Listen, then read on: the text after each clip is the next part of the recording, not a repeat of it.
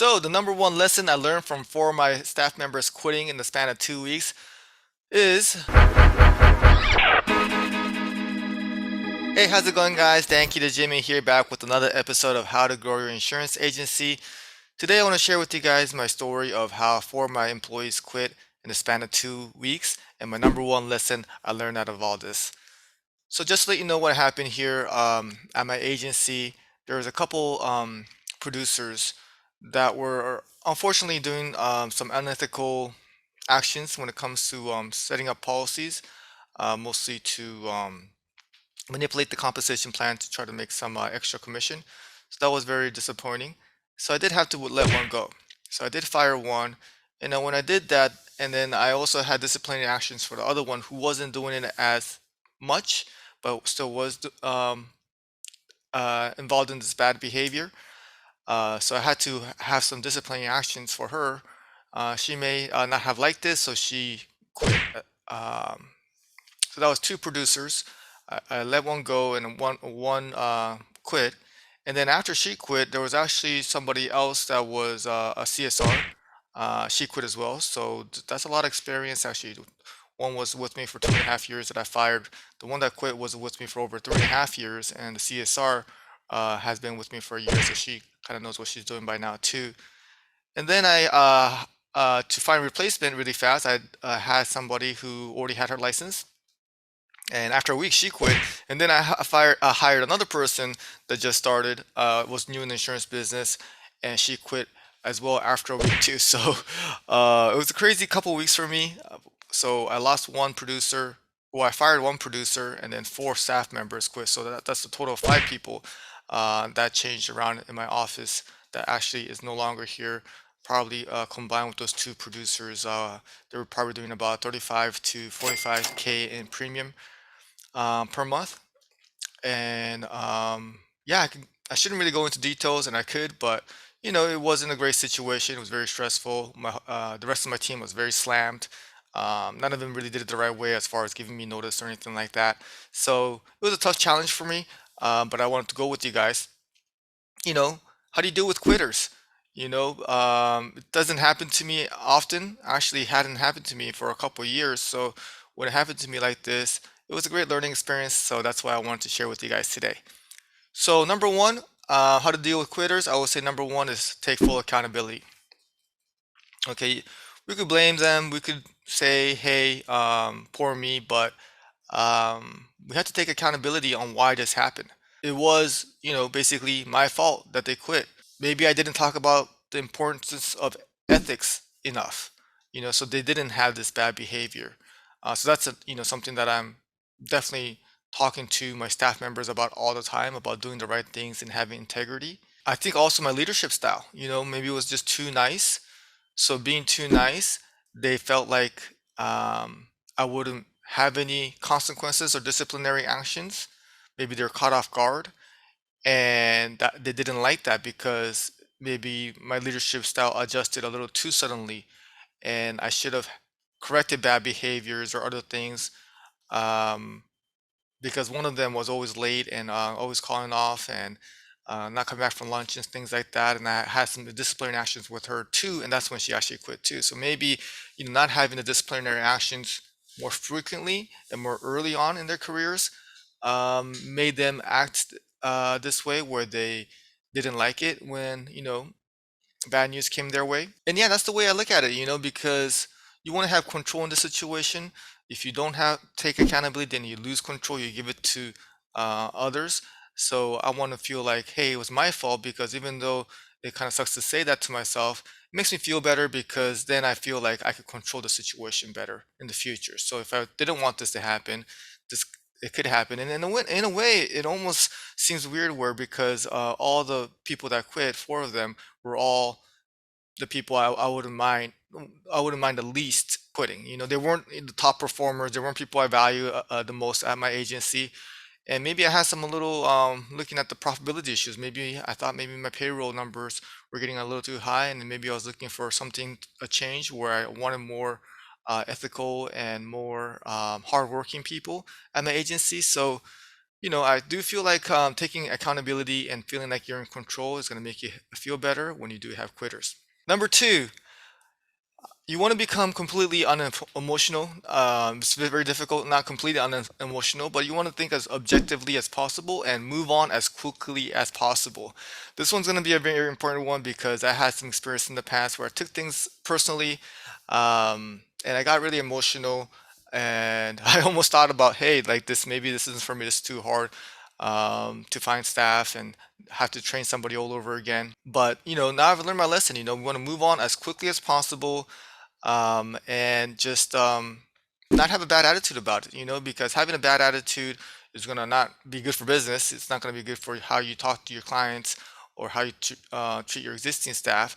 So look at it as an opportunity.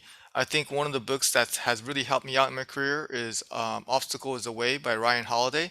So check that out if you haven't read that before, because there's plenty of opportunities in any obstacles, including this one. When you have quitters, there's going to be opportunities there. So you don't want to spend any time. You want to take accountability and do a little bit of reflection of why you're in this situation, but you want to move on as quickly as possible and don't dwell on the situation, but rather take action. So number three is make a plan and take massive action. So my action plan with this is, well, basically I have it in my another video, is a complete guide to recruiting in 2022. Good thing I made that video because I almost feel like I made that video for myself because I didn't know I was going to need it as much as I need it now. I put it out there and then I started emailing old candidates that were maybe showed a little bit of interest in the past, and made another video about what type of candidates I'm looking for. Just made some content and then put it out there and then started recruiting right away. Again, spend as little time as possible as dwelling and take massive action. We'll make a plan first, strategize, and then take massive action. So check out that video. It's called My Complete Guide to Recruiting in 2022. I'll put the link in the description below. All right, number four, and lastly, use it as motivation. I know it's kind of contradictory because I said, don't get emotional about it, but we're all human beings. So we're gonna maybe feel a little disappointed or hurt during these times when you have people quitting on your business and on you, basically. You may feel like they fired you, because that's pretty much what happened. Um, but there is, if you're gonna become a little bit emotional about it, I have to admit that maybe I have a little dark side to me.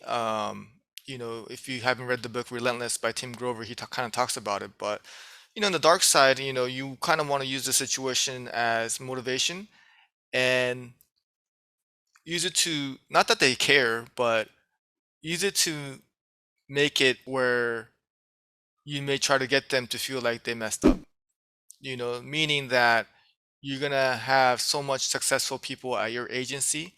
You're going to let the current ones that are loyal really do well and provide all the opportunity you can for them, and to be able to display that you're winning in the insurance business, and then your staff members are, most importantly, are winning in this business, so you can make them feel like they messed up for quitting. Now, I know that's kind of dark, and it kind of gets into revenge mentality, which isn't healthy. But I just have to be honest with you. I have used that in the past, and it has worked really well for me. Meaning that I've had agent producers here do really well because I was motivated to really prove that this agency is a great place to be at as far as having a and building a career here. So it's just something that has worked for me. Maybe it's not a great way to look at things. I do still appreciate everything they did for me, but I just feel like I have more to prove. So use it as motivation, and then treat your current staff members that are loyal, that are ethical, the right way. And if you have some sort of emotions behind it, use it as in a fuel and in a motivational way. All right, so I want to share with you guys some of the outcome that's happening since then. I was able to hire somebody with 8 years of insurance experience, all licensed and ready to go. Very excited about this candidate, this new hire. I've been training her for the first week last week, and we're off to a great start. So very excited about her. I also was able to hire somebody, another staff member that has experience at another farmer's agency for 3 years. So one of them started on Monday, and the second one started on Tuesday. And then we had just a great productive week last week. It was very busy, and they were able to show that their experience is gonna translate into our agency here. So I was able to find two great hires, which is something I'm very excited about. I also still have a ton of candidates to talk to, so that's great. I feel like one of the outcomes, the positive one, is that I showed my staff members that I wasn't going to allow bad ethical behavior, and I'm still going to have consequences. When disciplinary actions, that's my job as a leader, is to let them know what's right in this what's right and wrong in this business. So I kind of feel like I could make these actions when necessary, so that's great. And the fact that we have more candidates that want to work here, I think that's a great sign too. The recruiting system that I developed, I fine-tuned it even more, which is a great outcome from all this experience too, because now if I feel like I need somebody to recruit somebody really fast, I have the systems to be able to do that. So building that out and fine tuning it and really working on that recruiting system for these last couple weeks is a great thing for the future. I think that's going to lead to growth for our agency. So that's one of the biggest things that came out of this situation. One of my CSRs also that wasn't licensed, that was trying to take the test. Now she probably felt, the need for the agency that we needed somebody to step up, and she really did because she did pass the license test. So we gained a licensed producer now from a CSR to a producer. So that's very exciting for me too. And then, we're still on pace to have our best month ever for the fourth month in a row.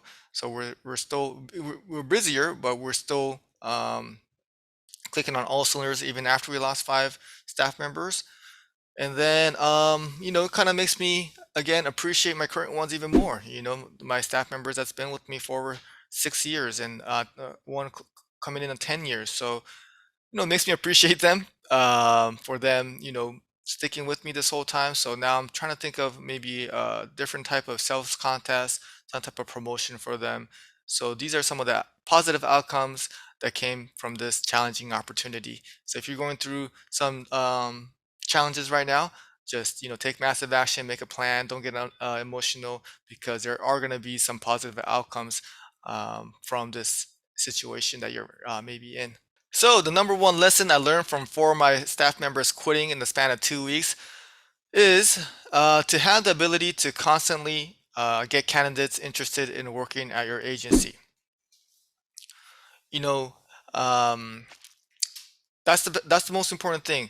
To have candidates constantly calling your office, because that's what I tell them to do during the recruiting process. So your staff members also know that people are calling, asking for me, leaving me voicemails, wanting to learn more about the position. Because when you have more candidates to talk to, you're going to be able to be more selective in who you hire.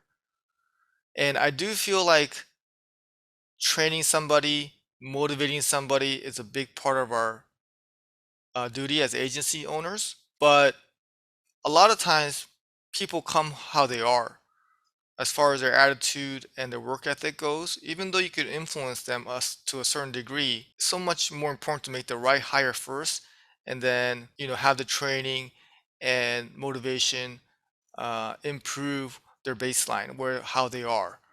Whereas if you make a wrong hire, an unethical one or a lazy one that may have some motivation for the first 6 months or so, and then to find out that who they really are, it's just a inefficient way to build your insurance agency. So to find the right person for the very beginning, almost feel like that's the most important part of the whole process. So to be able to make the right hire, you need to have more people to talk to.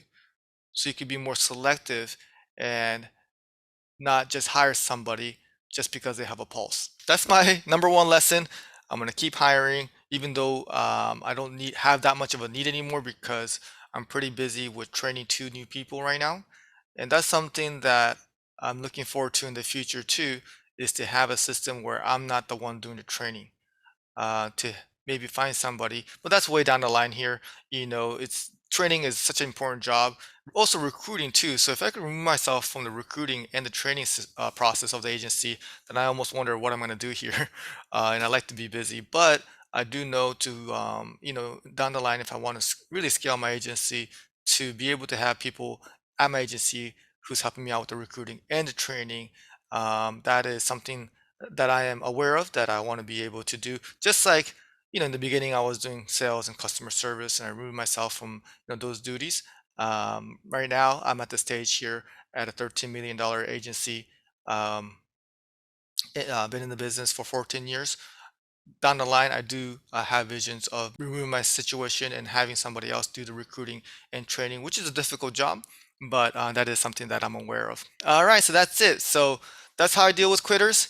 Take accountability, make sure that the right people that are quitting, and look long term. Another one I'll add for you guys is to think long term, because in the short term, yes, it seems devastating. It sucks. You have to train somebody, you have to recruit somebody. These are not easy jobs, especially the training part. For finding people, it's very difficult too. But I do feel like as long as it's the right people that are quitting, you don't mind leaving that are the ones that are quitting.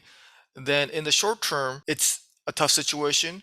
But I do feel in the long term, our agency is going to become a lot stronger because of this. Think long term, think positive. Now we have the right recruiting system. So I'm really excited about this situation and the opportunity it brought up. So here we go again. Okay, take accountability, move on as fast as possible, make a plan, take massive action, and then have, most importantly, a consistent recruiting system that could constantly get you candidates interested in working on your agency. All right, hope this helps. Until next time, stay hungry. Let's get it. Thank you.